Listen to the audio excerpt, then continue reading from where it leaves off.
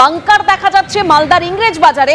আর সেই মালদা থেকে আমাদের প্রতিনিধি আবির দত্ত রয়েছেন। আবির, সকাল 7টা বাজে ভোট গ্রহণ পর্ব শুরু হয়েছে, কি ছবি? দেখো, একেবারেই ভোট গ্রহণ পর্ব শুরু হয়েছে। আমরা রয়েছি মালদার মোথাবাড়িতে, এবং মোথাবাড়ি যেখানে বিচারকদের উপরে হামলার ঘটনা ঘটে, সেই মোথাবাড়িতে ইতিমধ্যে ভোট গ্রহণ প্রক্রিয়া শুরু হয়েছে। আমরা রয়েছি মেহেরপুর হাই স্কুলের সামনে। যারা ভোটাররা তারা ভেতরে প্রবেশ করছেন, এবং ভেতরে প্রবেশ করার সময় তাদের পরিচয়পত্র দেখিয়ে তারা ভেতরে প্রবেশ করছেন, এবং তারপরে তাদেরকে ভোটের লাইনে তারা যাচ্ছেন। এখানে আমরা একটা ছবি দেখাবো, সুমন দাসকে বলবো দেখানোর জন্য, যেখানে আমরা দাঁড়িয়ে রয়েছি এখানে একটি মেন রোড, রাস্তার অংশ, এবং এখানে 100 মিটার আলাদাভাবে করে দেওয়া হয়েছে।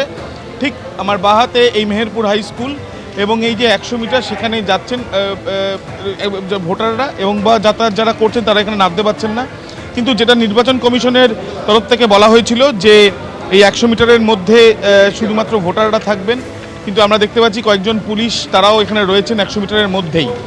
যদিও আজকে মালদার বিভিন্ন অঞ্চলে সকাল থেকে পুলিশি টহল বা সেন্ট্রাল ফোর্সের টহল সেটা দেখা যাচ্ছে, এবং তার সাথে সাথে ভোটারদের যে উৎসাহ ভোটদান প্রক্রিয়া অংশগ্রহণ করার জন্য, সেই উৎসাহ যথেষ্ট নজর পড়ছে সকাল সকাল।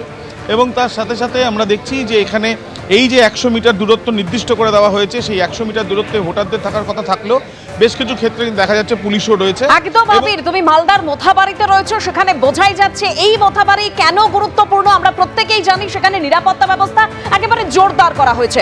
ধন্যবাদ আবির। দিনের শুরুতে জায়গায় জায়গায় সেই জোরদার নিরাপত্তার ছবিটা আপনাদের আগে দেখাতে থাকি। পাণ্ডবেশ্বরের ছবি একবার দেখুন। পশ্চিম বর্ধমান পাণ্ডবেশ্বরে বুথের 100 মিটারের মধ্যে যে বাইক রাখা ছিল, কেন্দ্রীয় বাহিনী তা সরিয়ে দিল। पीछे वाला गाड़ी मोटरसाइकिल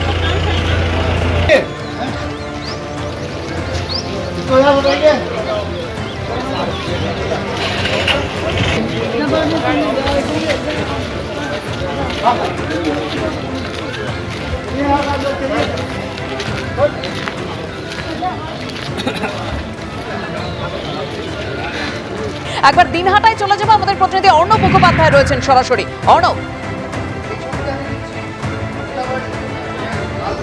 এই মুহূর্তে আমরা রয়েছি দিনহাটা গার্লস হাই স্কুলে। এখানে দেখতে পাচ্ছ যে এখানে একটা বিষয় হচ্ছে, যিনি এখানকার বিজেপি প্রার্থী এবং যিনি তৃণমূল প্রার্থী, দুজনেরই ভোট কেন্দ্র প্রায় এক। তো স্বাভাবিকভাবে এই মুহূর্তে আমরা দেখতে পাচ্ছি যে বিজেপির যিনি প্রার্থী হয়েছেন তিনি এই মুহূর্তে এসছেন এবং তিনি ভোট দিতে এসছেন, তিনি ভোট দিচ্ছেন।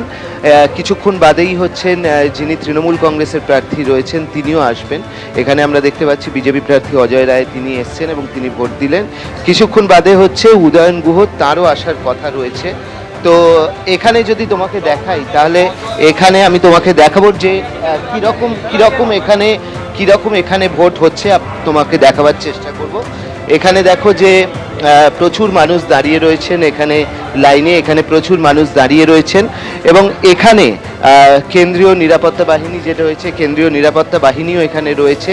এটি দিনহাটাতে একদম বহু মানুষ ভোট দিয়ে যারা বেরোচ্ছেন, বয়স্ক মানুষজনও রয়েছেন, তাদের সঙ্গেও কথা বলে নেওয়ার চেষ্টা করব।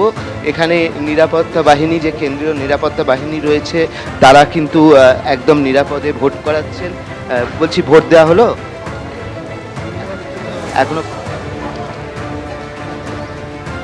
কিরকম সিকিউরিটি কিরকম দেখছে? ভালো। কখন ভোট দেবেন? নিয়ে আসি, আইডেন্টি কার্ড নিয়ে আসি। উনি এসেছিলেন, আইডেন্টি কার্ড আনেননি, তার জন্য আবার ওনাকে ফেরত যেতে হচ্ছে। আরও অনেকে রয়েছেন যারা ভোট দিতে আসছেন, তাদের সঙ্গেও আমরা কথা বলার চেষ্টা করব। এখানে দাঁড়িয়ে রয়েছেন। কীরকম ভোট হচ্ছে? নিরাপত্তা কীরকম? নিরাপত্তা ভালো, খুব ভালো। কীরকম দেখছেন নিরাপত্তা? কীরকম নিরাপত্তা? এমনি সব কিছুই টাইট আছে। নিরাপত্তা এখানে ঠিকঠাক রয়েছে। আমরা দেখতে পাচ্ছি, দেখো কেন্দ্রীয় বাহিনী এখানে দাঁড়িয়ে রয়েছে এবং তারাই সমস্ত চেক করে ভেতরে ঢোকাচ্ছেন, এবং পাশে মডেল বুথও করা হয়েছে। সব মিলিয়ে কিন্তু নিরাপত্তা ঠিকঠাক রয়েছে এখনো অবধি, এবং তার মাঝখানেই এখানে ভোট গ্রহণ পর্ব চলছে। আমরা যে রয়েছি দিনহাটা হাই স্কুলে, Dinhata high school girls high school. ভোট গ্রহণ পর্ব চলছে দিনহাটায়, যে বুথে তুমি রয়েছো একদম সেখানে নজরদারিও রয়েছে। এবিপি আনন্দ, এগিয়ে থাকে, এগিয়ে রাখে।